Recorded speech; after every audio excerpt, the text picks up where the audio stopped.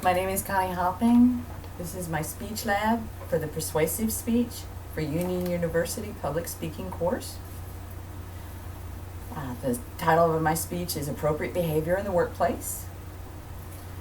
My question to everyone is, have you ever heard this at work? Stop it. Have you ever said it at work? Then chances are you work in a place that deals with inappropriate behavior.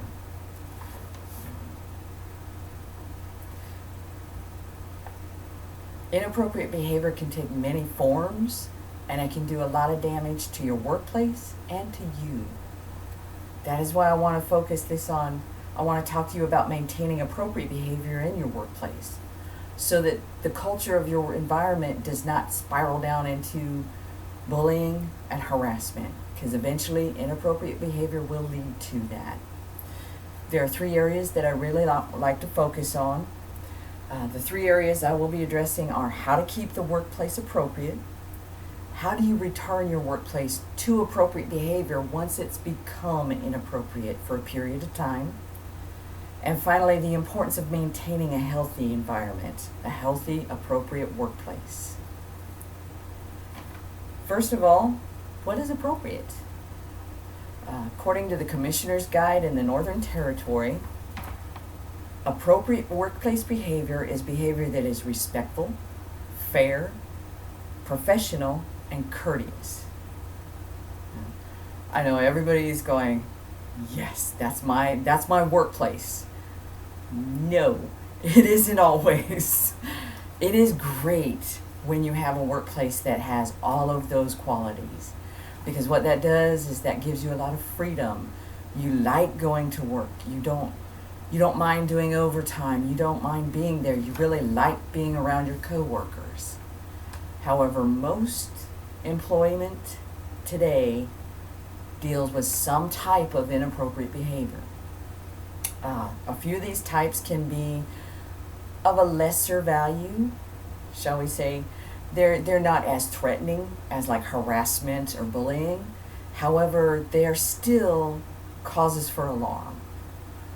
I'm talking about different attitudes, kind of a pervasive culture. What you're going to be looking for inappropriate behavior will include attitudes that bring offensive remarks, cursing. Another one is isolating a person. Say 3 people don't like this 4th person, they isolate him from activities, they isolate her from activities, they don't include them in the conversation. Deliberately withholding information needed to perform your job. If you're, somebody's training somebody else, but they're withholding all the secrets to how to do the job quicker, faster, better, basically that is a form of inappropriate behavior. They can escalate. This can all escalate into much larger forms of inappropriate behavior, like screaming at someone, yelling at someone, malicious sarcasm, constant and pervasive teasing. All of these things lead to an environment where you don't want to be there. It's very hard to go to work. People generally, if it gets to be too bad, they will start looking for other jobs. You will start seeing a higher turnover rate at your place of employment. So that now that I've established what appropriate and inappropriate behavior are, I would like to focus on how to bring your workplace back to that has become toxic with inappropriate behavior back to a healthy experience, a healthy environment for everyone. First and foremost, you need to let your management know exactly what is going on.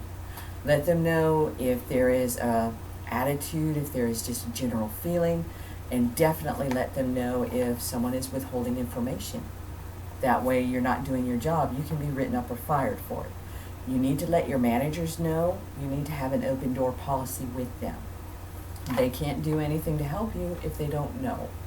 Secondly, you can address certain situations just from yourself, but always remember, be respectful of that other person. No matter how inappropriate their behavior is, they are a person. Address the behavior, not the person.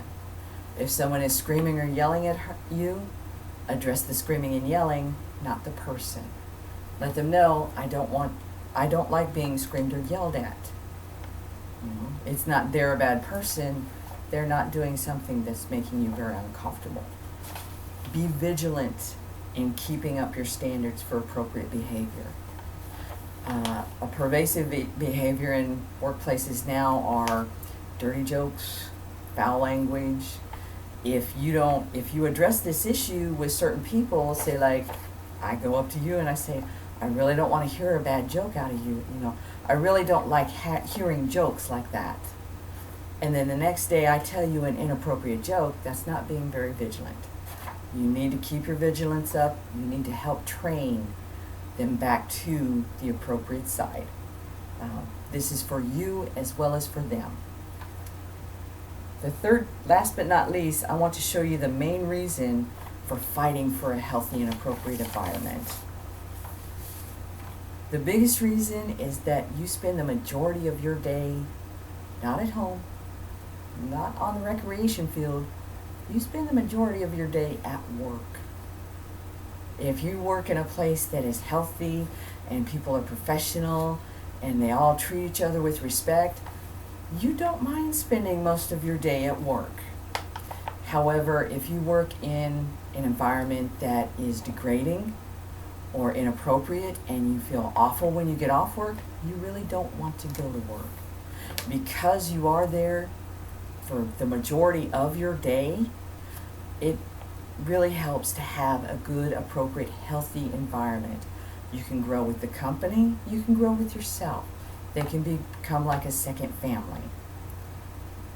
Now I've shown you how to keep your workplace behavior appropriate, how to help train your coworkers back to the appropriate side, and thirdly, I've hopefully shown you why you need to have a good, appropriate workplace.